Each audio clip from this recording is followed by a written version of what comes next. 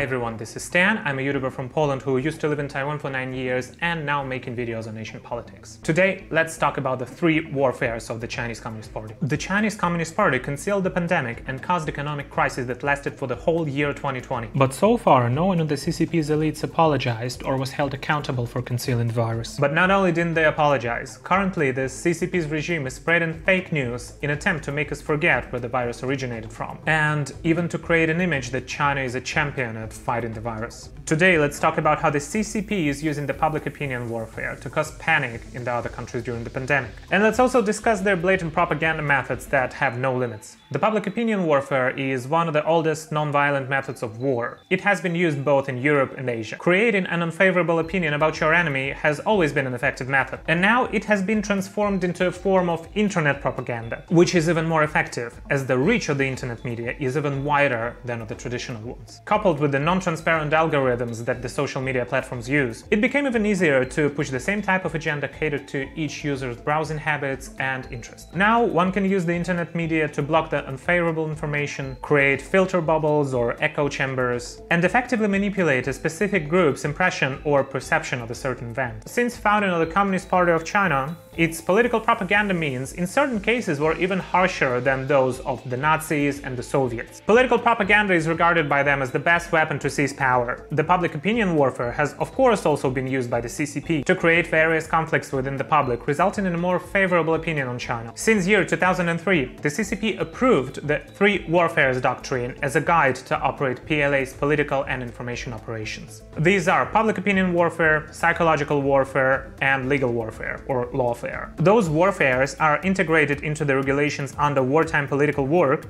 and are being used for external expansion means. The National Security Department uses the internet, propaganda agencies, multimedia, big data, artificial intelligence, and other means to influence the public opinion. And today, it's not only Taiwan that's being targeted by the CCP. Japan, Australia, European countries, African countries are all being targeted by China's three warfares. The CCP is launching its attacks from different angles. They target the social stability, create panic, and try to adjust people's thoughts on the origin of the CCP virus. And sometimes they even try to influence the results of elections in other countries. The so-called psychological warfare is meant to deceive and intimidate the opponent's decision-making, while the public opinion warfare is meant to mislead and disrupt public opinion. The legal warfare or lawfare includes exploitation of national and international legal systems to create favorable environment. In May 2013, Professor Stefan Halper of Cambridge University prepared a report for the US's Department of Defense. This report was related to the three warfares, described in detail the political offensive launched by the CCP against the United States. China will extend its embrace of asymmetrical warfare into a new realm. There also is a very important concept called unrestricted warfare, which is the use of a variety of means to defeat an opponent without focusing on direct military confrontation. At the beginning of year 2020, the CCP virus began to spread globally. Because of the transparent medical system of the United States, the cumulative number of confirmed cases was very high, surpassing the number of confirmed cases provided by China, which raised doubts amongst professionals, thus making the United States the country with the highest number of the infected people. And of course, the CCP used it as political propaganda. At the moment when fighting with the pandemic is the primary goal, the CCP seized the opportunity to weaken other countries. And of course, they started saying that the US failed against the virus. Therefore, the authoritarian communist regime is much more effective. The CCP wanted to use this opportunity to retaliate against President Trump, who started the US-China trade war, and improve its reputation internationally. They wanted to become a world's leader that is challenging the United States. Matthew Cronin, a former analyst of the CIA Strategic Assessment Team and a strategist in the US Department of Defense, mentioned that China used Russian experience to spread fake news in order to cover up its failure to prevent the coronavirus pandemic. The Washington Post editorial on March 30th also pointed out that the global pandemic gave both Russia and China an opportunity to spread fake news. The New York Times even stated that China has long been carrying out the great foreign propaganda to dominate on geopolitical issues such as Taiwan, Hong Kong or Tibet. However, compared with this year, it rarely spread conspiracy theories in the past. The CCP's current cyber army model is being widely studied. Even Facebook and Twitter, which have always adopted a more appeasing attitude towards the CCP, had to publish their observation reports. Currently, the more common model of spreading disinformation is a tree-shaped dissemination, where a specific social account publishes fake news created by the CCP. These accounts are mostly fake, using other people's photos, mostly stolen, or AI-synthesized photos. To spread fake news, these accounts start interacting with Chinese Foreign Ministry spokespersons' accounts, or accounts of the CCP-related people, share the news and comment on various affairs, creating echo chambers influencing public opinion. Some of those accounts can be focused on specific comments, and even insult users with different opinions. In addition, the fake accounts perform some simple interactions with each other, in order to look more authentic, so as to avoid being blocked by the social media platforms. It is currently known that this fake account army may be affiliated with the People's Liberation Army. There are also governmental agencies that hire private enterprises to create more fake accounts. The effect on public opinion of the countries with free speech is not obvious, but those internet trolls have a huge impact on the overseas Chinese community. The CCP can even use the fake news as a call for action for the overseas Chinese. For example, at the beginning of this year, many rushed to buy face masks and other PPEs from all around the world and sent it back to China. China's Ministry of Foreign Affairs spokesman Zhao Lijian tweeted on March 12 with accusations.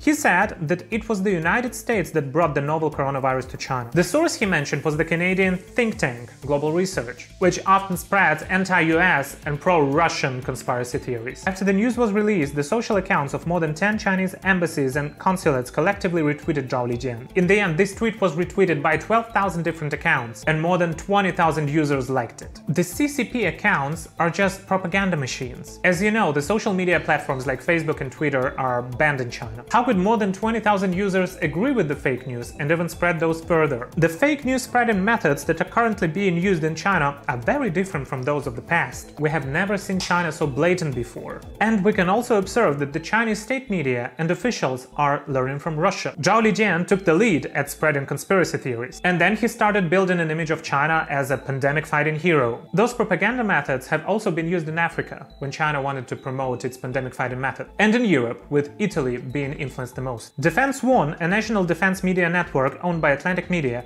pointed out that such actions began when SARS broke out in 2003, and Russia said it was launched by the United States. Russian media tried to push an agenda that SARS was a biological weapon attack by the US.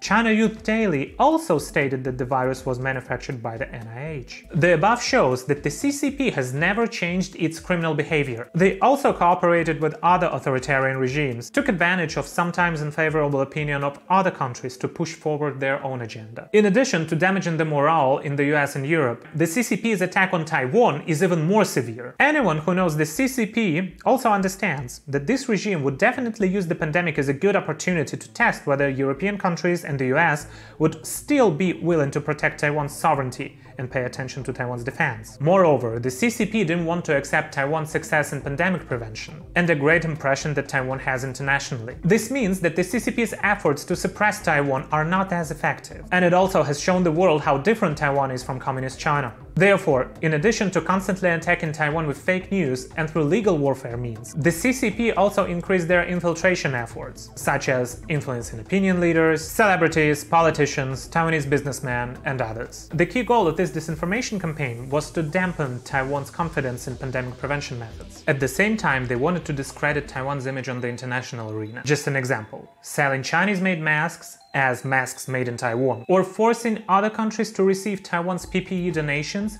without expressing gratitude, or even claiming that the masks came from China in an attempt to undermine Taiwan's sovereign status. International organizations, such as WHO, firmly exclude Taiwan from the list of participants or observers. It's all based on one China principle, and not allow Taiwan to share with the international community its successful experience in disease control. They would rather sacrifice the lives of the people than angry China. Taiwan even told WHO at the end of 2019 that it needed to warn the international community of the possible outbreak. From this we can see that from international news to internet propaganda, CCP is using various methods to weaken Taiwan, and they don't care about the losses and the price they'll have to pay to get Taiwan. This malicious attack is unprecedented, and it shows how shameless the Chinese Communist regime is. This global pandemic showed that the CCP is not following with its obligations at the United Nations, World Health Organization, Human Rights Council, and other institutions. A regime like that should not have as much power at the international organizations as it has right now. This is a very difficult and an urgent issue for the United States. I also hope that the US and the EU remember that it is the CCP's regime that is causing trouble for the world. And also, up until now, Nobody apologized for the pandemic. Thank you so much for watching. If you liked the video, please press like, subscribe, and share. This is Stan, and I see you in the next one.